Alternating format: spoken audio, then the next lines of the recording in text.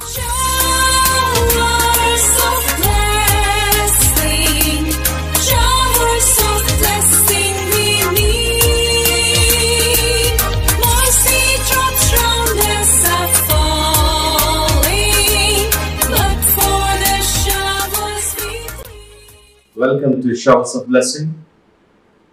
దేవుని కృపలో భద్రపరచబడి నూతన దినములో ప్రవేశించాం. ఈనాటి దేవుని వాగ్దానం, లోకములో మీకు శ్రమ కలుగును, అయినను ధైర్యము తెచ్చుకొనుడి.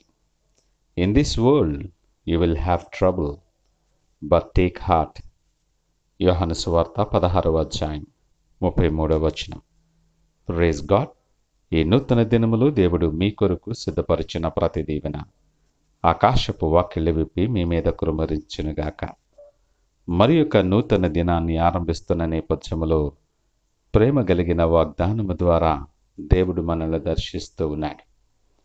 మన జీవిత ప్రయాణములో ఎవరైనా సరే ఓటమి రుచి చూసినప్పుడే గెలుపు యొక్క నిజమైన ఆనందాన్ని ఆస్వాదించగలం. కష్టం అంటే ఏంటో ఎలా ఉంటుందో తెలిస్తేనే సుఖము విలువ తెలుస్తుంది మన జీవితంలో. చీకటిలో నడిచిన వానికే వెలుగు విలువ తెలుస్తుంది. మన జీవితం నిరంతరమైన పోరాటమే.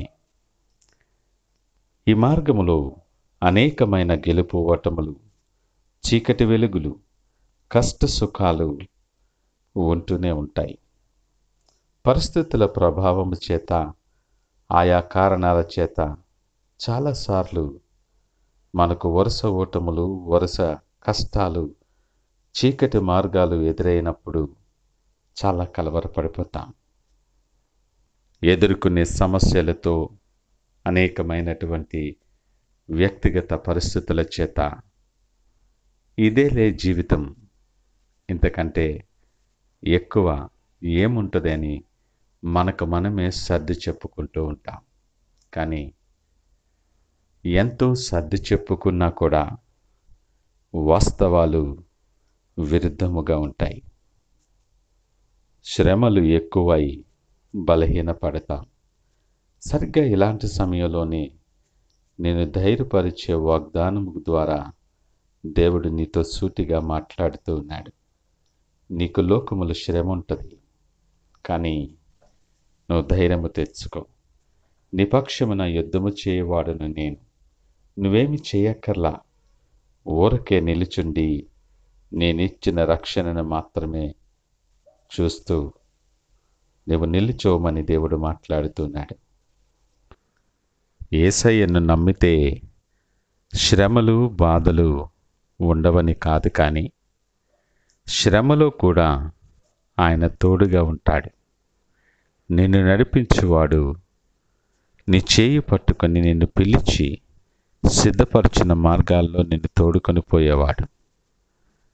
నీకు ఆదరణకర్తగా, నడిపించే నావికునిగా నిన్ను చేయి పట్టి అతడు నడిపిస్తాడు. నీ పరిస్థితులు ఏవైనా కావచ్చు, అవి ఎలాంటివైనా కావచ్చు, ఎలాంటి శ్రమలో నువ్వు నిలుచుని ఉండొచ్చు. దేవుడు అంటున్నాడు, ఈ లోకం నీకు శ్రమలు కలుగు చేస్తూ ఉంది. ఆయన ఆ లోకాన్ని జయించాడు. ధైర్యము తెచ్చుకో. నిన్ను విడిచిపెట్టడు, నిన్ను ఆయన మర్చిపోలేదు కూడా.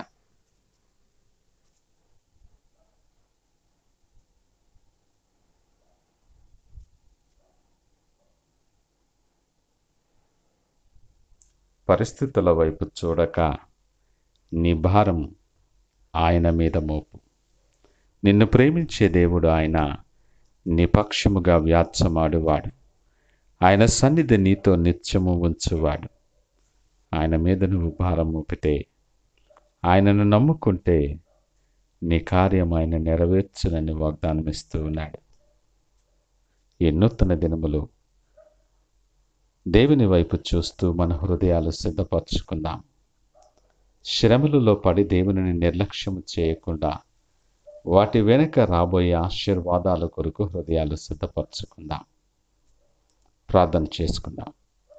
పరిశుద్ధుడు, ప్రేమ నమ్మకమైన మా యేసయ్య స్తోత్రాలు. ఉదయకాల సమయం నాతో మాతో మీరు మాట్లాడారు, వందనాలు. లోకములో మాకు శ్రమ కలిగినప్పటికీ విడివని ఎడబాయని దేవా, మీకు వందనాలు, స్తోత్రాలు. నీ కృపలో నిలిచి ఉండి మీ కొరకు ప్రయోజనకరమైన పాత్రలుగా వాడబడి అనేక మందికి దీవెనకరముగా నిలిచి పర్యంతం యేసు పరిశుద్ధ నామమున అడిగి వేడుకొంచున్నాము తండ్రి. ఆమేన్. God bless you.